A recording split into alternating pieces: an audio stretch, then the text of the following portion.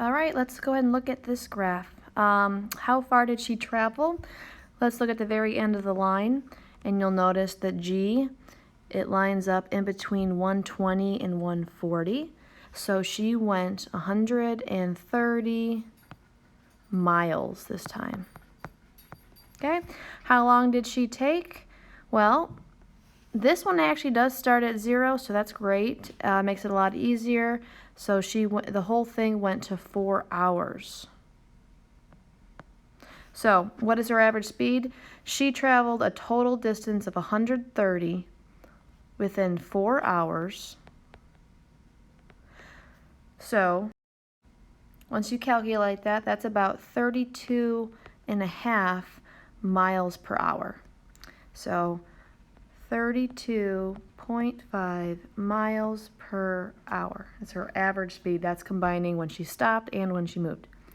How many stops did she take altogether? We got to look at when the line is completely flat. So she did that in 2 regions. So once again, she stopped twice. How long did she stop altogether? Well, if you look at the time, you're going to see between 0 and 1 hour, there are actually 4 boxes, right? So there's 60 minutes in an hour, so 60 divided by 4 is 15. So you can, if you have trouble seeing that, then right in the middle, that should be 30 minutes, and then half of 30 minutes is 15.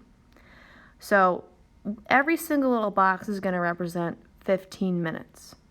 So there's 1 box here, 2, 3, 4 boxes. Since there's 4 boxes, that's 15 times 4, that's 60 minutes. So she ended up stopping for 60 minutes, in other words, 1 hour. What was her average speed excluding stops? All right, so she still traveled that same distance of 130 miles.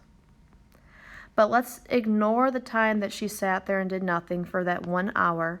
So if the whole trip took 4 hours and she rested for 1, if you subtract them, she was only moving for 3 hours.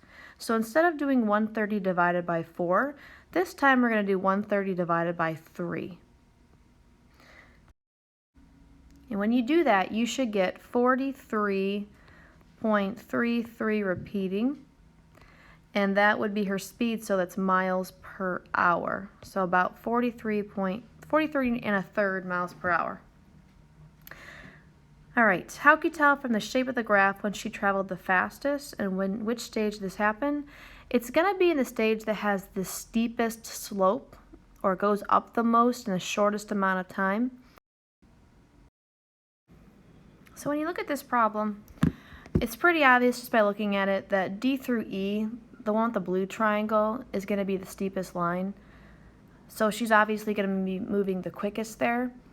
But I still want to really represent these math problems below because you're going to be doing them starting tomorrow, actually. So if you look at how much the black triangle, A through B, it traveled 50 miles in those 3 boxes with time. So that's actually going to be 45 minutes, but if we're in hours, that's going to be 0.75. So she traveled 50 miles in 0.75 hours, and if you do the math, it comes out to 66.66 miles per hour.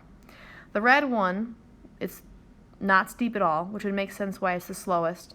They traveled 1 mile because it's only 1 box up, and because the time went 4 boxes over, that was 1 hour, so 10 miles per hour. The blue line, this one's really fast, all right? It went 5 boxes up, so she traveled a distance of 50 miles with only 15 minutes. So every 15 minutes, she travels 50 miles. So if we ended up doing the math, 50 divided by 0.25, or you could technically just add 50 times 4. Regardless, the math comes out the same. You'll get 200 miles per hour.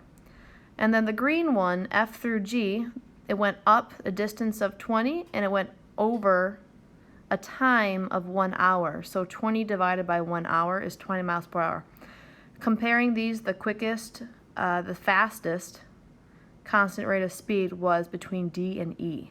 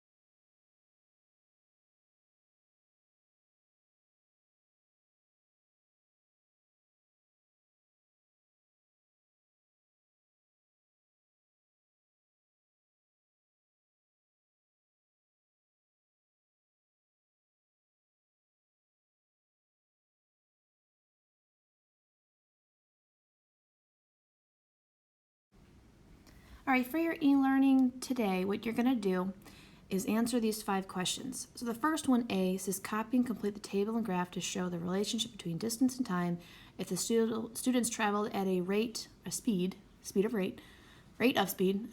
of 55 miles per hour. So this is what the table you're going to fill out is going to look like.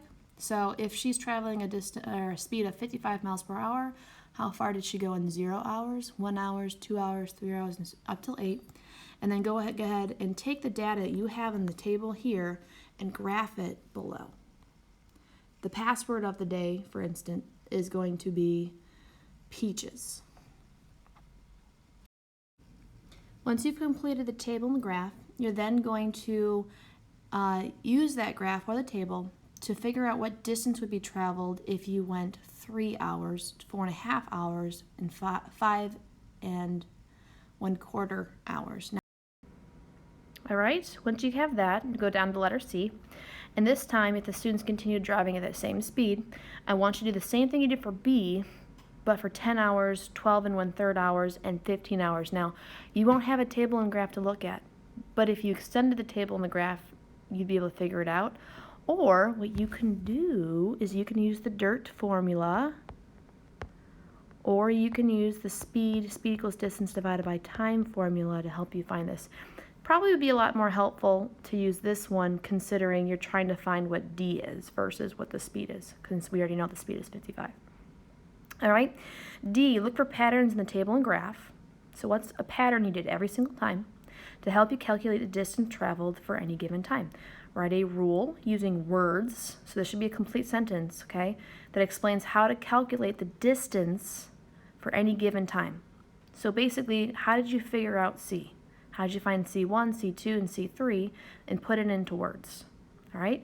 E, do the best you can. All right. It's okay if you get it wrong. I know it's hard to write equations, but try to use symbols like D for distance and maybe T for time to write a rule from part D as an equation. So basically, whatever you wrote for D, put it into a formula. So you just described probably the formula, so write it out using symbols. Do the best you can. It's okay if you get it wrong. I will help you along if you need. I plan on doing a Zoom session probably around 11:30, just depends on Emmy. But remember the password. I'm not going to blindly give you answers unless I know you've at least watched the video. Okay? All right. Have a great day, guys. I miss seeing you. Bye.